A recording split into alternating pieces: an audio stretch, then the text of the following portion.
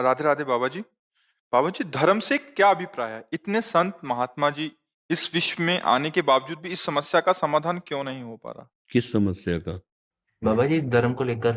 किस धर्म को लेकर? जैसे मान के चलो सबसे ज्यादा लड़ाई धर्म की होती है। धर्म कभी लड़ाई करवाता ही नहीं। जो पॉलिटिक्स में होती है लड़ाई। समझ ही नहीं है ना, बुद्धि नहीं है ना, तभी तो लड़ाई होती है। अगर समझो सही बुद्धि हो तो बुद्धि में प्रीति जागृत हो जाए। धर्म का मतलब है मार्ग।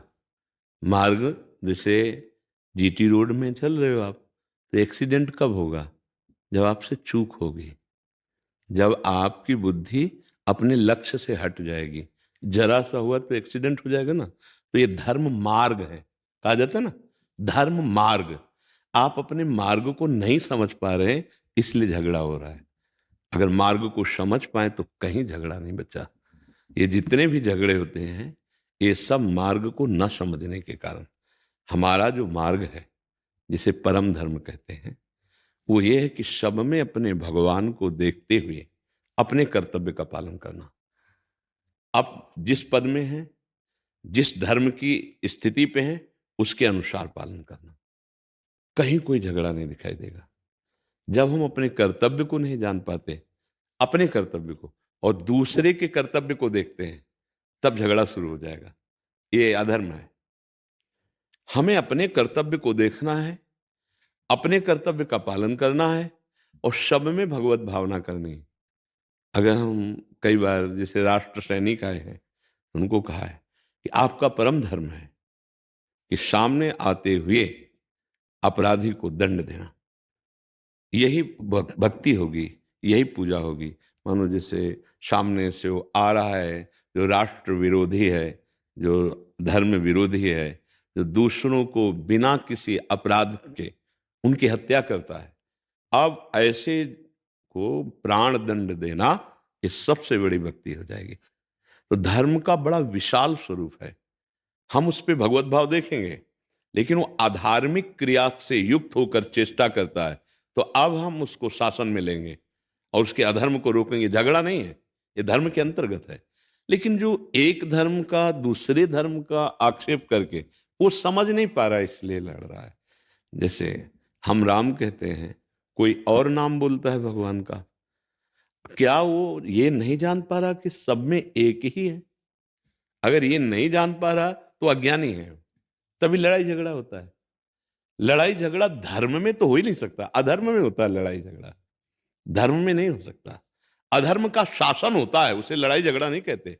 जैसे झगड़े पे तैयार है दुर्योधन, और उसका नाश करना ये परम धर्म है। तभी अर्जुन जी कह रहे हैं मैं युद्ध नहीं करूंगा, भगवान कह रहे हैं हाँ, युद्ध करना। हम अपने धर्म में, अपने कर्तव्य में युक्त हैं, और सामने से अधर्म की चेष्टा हो रही तो उसको रोकना, ये धर्म है। तो झगड़ा, जहां शब्द आपने कहा झगड़ा, जहां झगड़ा है वहां बुद्धि की कमी है। उस विशाल धर्म को नहीं जान पा रहा है, इसलिए झगड़ा है। बाबा जी जैसे धर्म को लेकर व्यापार होते हैं, पॉलिटिक्स होती है, और जी अभी तक खत्म क्यों नहीं हो पा रही? बुद्धि खराब है। बड़े बड़े। हमारी बात समझो ना, बस हमको और कहीं नहीं जाना। हमारी बुद्धि कमजोर हो गई है, इसीलिए हम नहीं जान पाते। देखो, हम धर्म का वेश धारण करके यदि बेचते हैं अपने धर्म को, समझ लो, हम तुमसे शोषण करते हैं धर्म के नाम पे, तो भला हम धर्म को जान पाए क्या? तो बुद्धि खराब हुई कि नहीं हुई? तो टोटल आप किसी व्यक्ति का नाम मत लीजिए, आप किसी पक्ष का नाम ना लीजिए। आप केवल उतना प्रश्न कीजिए कि जो धर्म में झगड़ा कर रहा है, जो धर्म को बेच रहा है, वो ऐसा क्यों हो रहा है? क्योंकि बुद्धि खराब है। बस, अब वो कोई भी हो, चाहे वेशधारी हो, चाहे पदाधिकारी हो, चाहे लोक का कोई बड़ा भारी अभिनय करने वाला हो, चाहे वो नेता हो, चाहे अभिनेता हो, कोई भी हो, अपने कर्तव्य की चूक हो जाना, अपने कर्तव्य को बेच देना, अपने अधिकार का दुरुपयोग कर देना, बुद्धि की खराबी है। समझ पा रहे हैं आप? ये किसी धर्म का स्वरूप नहीं है, बुद्धि की खराबी का स्वरूप है। अपने धर्म, अपने कर्तव्य का पालन करने वाला, वो झगड़ा नहीं होता हो, वो अधर्म का शासन कहा जाता है, अधर्म के ऊपर शासन करना। और ये जो झगड़ा है, जो शब्द आपने कहा, वो बुद्धि की खराबी के लिए है। आप समझ पा रहे हैं हमारी बात? जैसे हमको जानकारी कौन देगा? क्योंकि धर्म तो व्यक्तिगत हो जाता है ना, सूक्ष्म हो जाता है। नहीं, धर्म व्यक्तिगत कभी नहीं होता। सिचुएशन के हिसाब से। हाँ, हाँ, तो वो व्यक्तिगत नहीं होता, वो विशाल होता है। जैसे एक राष्ट्र सैनिक का धर्म तो पूरे राष्ट्र सैनिक का धर्म है। वो एक व्यक्तिगत नहीं हो, राष्ट्र कानून के अंतर्गत है। आप समझ रहे हैं ना? ऐसे ही एक धर्मात्मा पुरुष जिस धर्म को लेके चल रहा है, तो उसका पूरा सम्यक रूप से सार्वभौम सिद्धांत होता है, वो व्यक्तिगत सिद्धांत नहीं होता। अब जैसे एक पति का क्या कर्तव्य है, तो वो समस्त पतियों के लिए है। एक पत्नी का क्या कर्तव्य, तो समस्त पत्नियों के लिए है। एक पुत्र का क्या कर्तव्य है, तो समस्त पुत्रों के लिए है। एक माता पिता का क्या कर्तव्य है, वो समस्त माता पिताओं के लिए। सार्वभौम सिद्धांत का वर्णन किया गया है। समझ रहे ना? और जो इसकी जो जानकारी होती है, जैसे धर्म की, जो हमारे जैसे समाज में लुप्त हो जा रही है, तो इसकी कौन देगा जानकारी? शास्त्र और सदगुरु। शास्त्र जैसे आप बोलते हो, शास्त्र का स्वाध्याय करो, उसकी जानकारी कहाँ से मिलेगी? सदगुरु। आप जैसे हमारे पास बैठे हो, अब आप प्रश्न करो, तो तुम्हें शास्त्रों में भागना थोड़ी पड़ेगा, अभी 1 मिनट में उसका उत्तर मिल जाएगा। इसकी पढ़ाई लिखाई नहीं होती, जैसे छोटी मोटी बेसिक नॉलेज? आप क्या कर रहे हो यहाँ बैठ करके? पढ़ रहे हो ना? हाँ, तो फिर पढ़ाई क्यों नहीं होती? ये क्लास ही तो लगा है। ये क्लास ही तो चल रहा है, धर्म का ही तो क्लास चल रहा है, फिर आपको इसमें संशय क्या है? जैसे बच्चे होते हैं, उनको हाँ, जानकारी मिल हाँ, जाए। पहले क्या था कि गुरुकुलों में ऋषि मुनि जब सब, चाहे राजकुमार हो चाहे किसी गरीब का बालक हो, समान भाव से शिक्षा दी जाती थी। आज हमारे यहाँ कई अधिकारी आए शिक्षा के, जो माध्यमिक। हाँ, उच्च ऐसे उनसे हमने प्रार्थना की कि आज हमारी जो आधुनिक शिक्षा है उसमें अध्यात्म शिक्षा जोड़ी जाए, क्योंकि बिना अध्यात्म शिक्षा के जो शिक्षा है वो निष्प्राण है।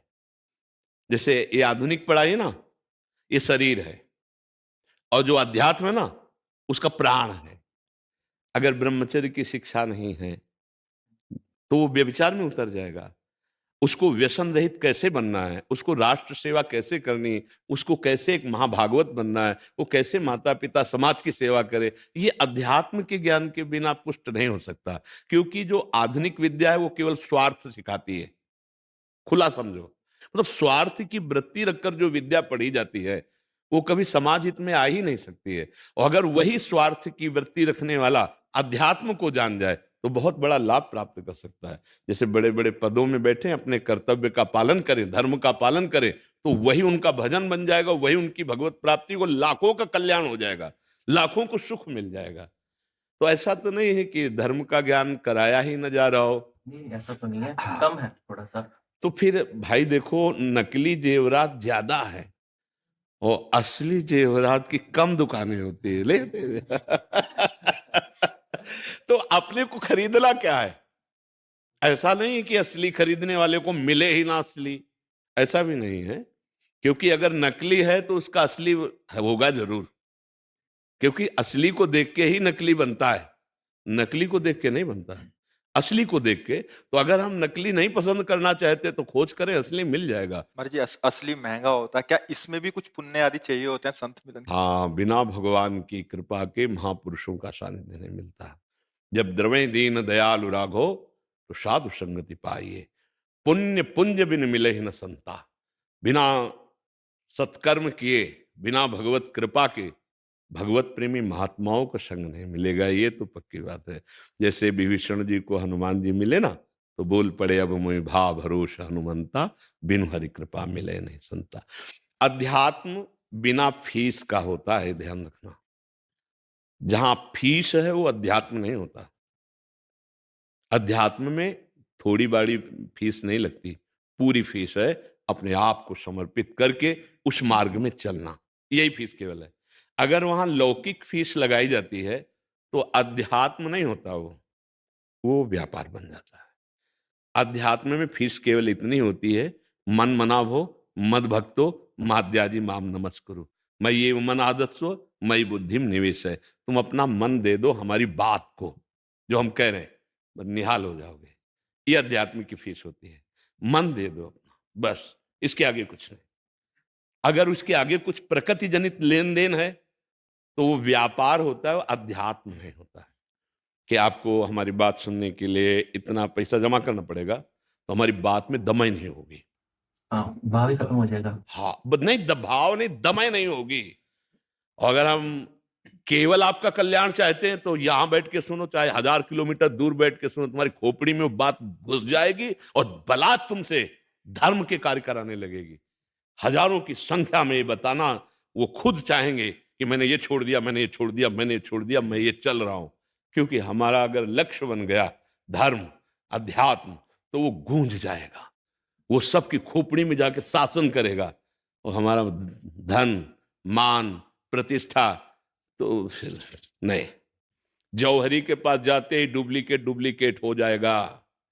तुम्हें भुलावे में डाल सकता है कि बहुत असली हीरा है, लेकिन जौहरी की नजर पड़ते ही पता चल जाएगा एक हीरा नहीं। जहां एक घन पड़ा ना तो चकनाचूर हो जाएगा, वो हीरा नहीं होता।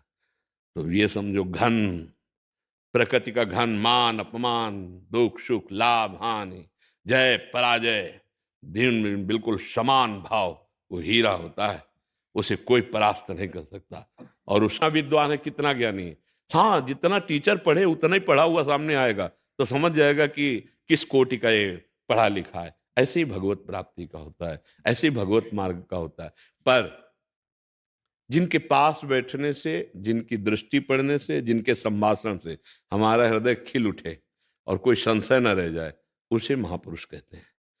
कुछ और जानना जरूरी नहीं है, बस इतना समझ में आ जाए कि मेरा हृदय शीतल हुआ कि नहीं, जिनके पास बैठने से मेरे प्रश्नों का समाधान हो गया कि नहीं, जिनके पास बैठने से मुझे अपनी बुराइयां दिखने लगे कि नहीं।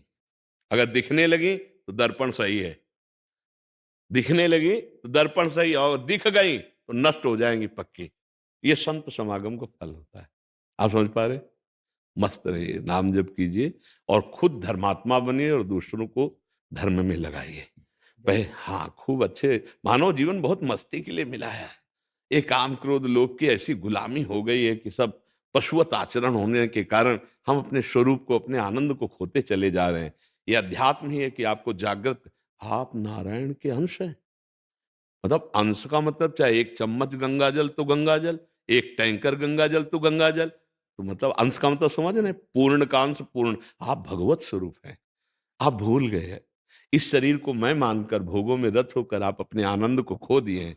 आओ लौटकर अपने स्वराज्य सिंहासन पर विराजमान हो। देखो, ये काम करो, तुम्हारे गुलाम हो जाएंगे। तुम इनके गुलाम नहीं हो। पहले यहां से सुधार होता है। जब यहां सुधार हो गया ना, अब सब सुधार हो जाएगा। अपने लोग क्या करते हैं, यहां सुधार करना चाहते हैं। यहां गड़बड़ी है, बनी रहे, लेकिन यहां सुधर जाए ऐसा हो ही नहीं सकता। पहले यहां सुधार किया जाए, पहले इस पर विजय प्राप्त की जाए। मन, बुद्धि, चित्त, अहम, इनको निर्मल कर दिया जाए, फिर मंगल हो जाएगा। तो ये जो झगड़ा होता है ना, वो इसी में होता है।